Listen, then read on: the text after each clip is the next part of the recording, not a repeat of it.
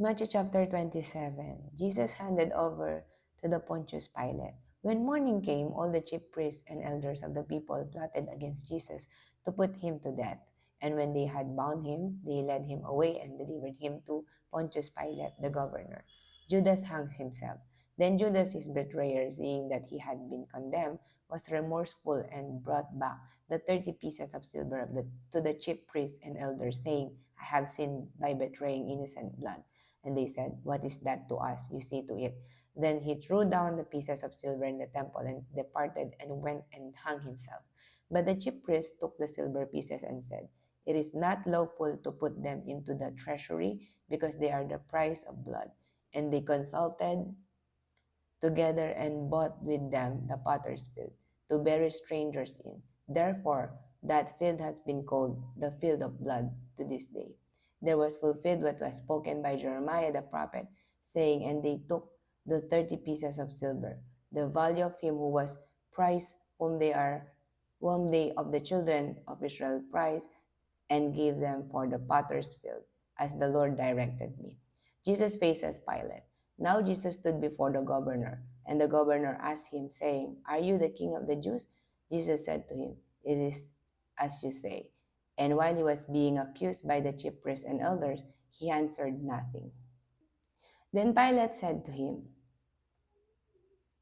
Do you not hear how many things they testify against you? But he answered him not one word, so that the governor marveled greatly, taking the place of Barabbas. Now at the feast, the governor was accustomed to releasing to the multitude one prisoner whom they wished, and at that time they had a notorious prisoner called Barabbas.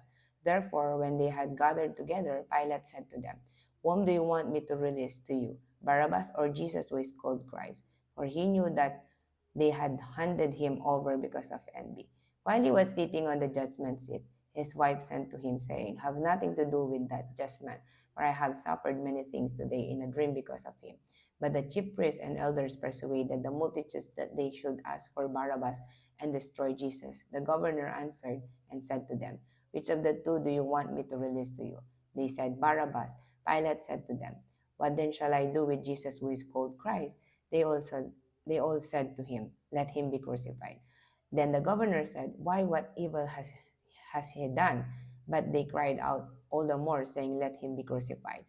When Pilate saw that he could not prevail it at all, but rather that a tumult was rising, he took water and washed his hand before the multitude, saying, I am innocent of the blood of this just person. You see to it. And all the people answered and said, His blood be on us and on our children. Then he released Barabbas to them. And when he had scourged Jesus, he delivered him to be crucified. The soldiers mocked Jesus. Then the soldiers of the governor took Jesus into the praetorium and gathered the whole garrison around him. And they stripped him and put a scarlet robe on him. When they had twisted a crown of thorns, they put on his head and a reed of his right hand, and they bowed the knee before him and mocked him, saying, Hail, King of the Jews! Then they spat on him and took the reed and struck him on the head. And when they had mocked him, they took the robe of him, put his own clothes on him, and led him away to be crucified, the king on a cross. Now as they came out, they found a man of Cyrene, Simon by name. Him they compelled to bear his cross.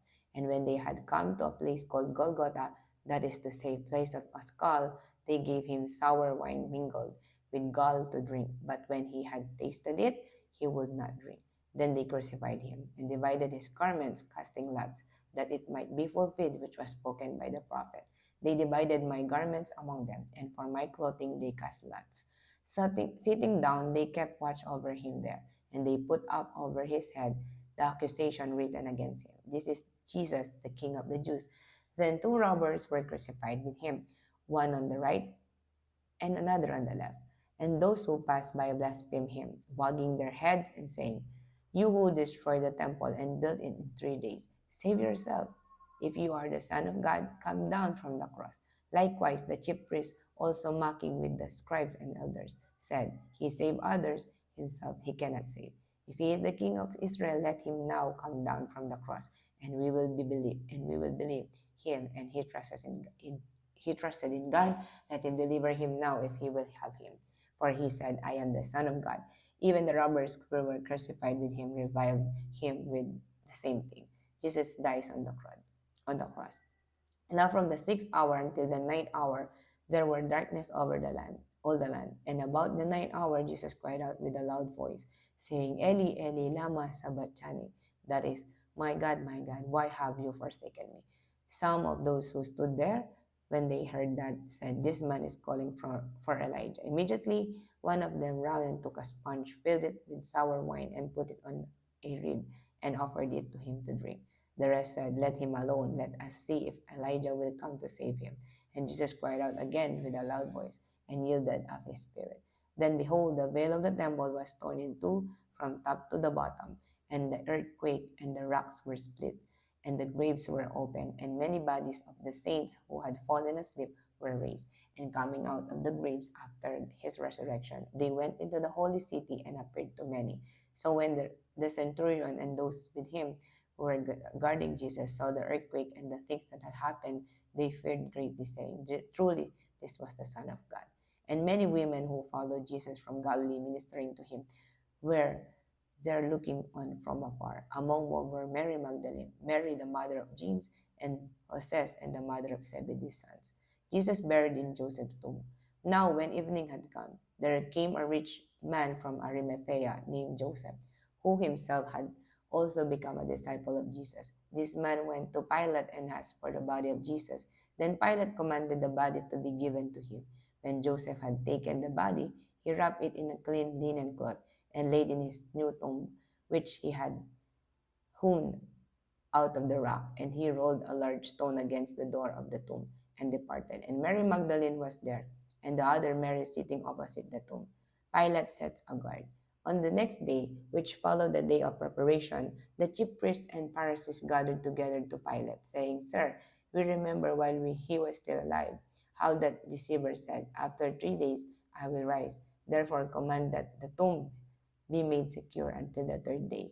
Let his disciples come and by night and steal him away, and say to the people, He has risen from the dead. So the last deception will be worse than the first. Pilate said to them, You have a guard, go your way, make it as secure as you know how. So they went and made the tomb secure, sealing the stone and setting the guard.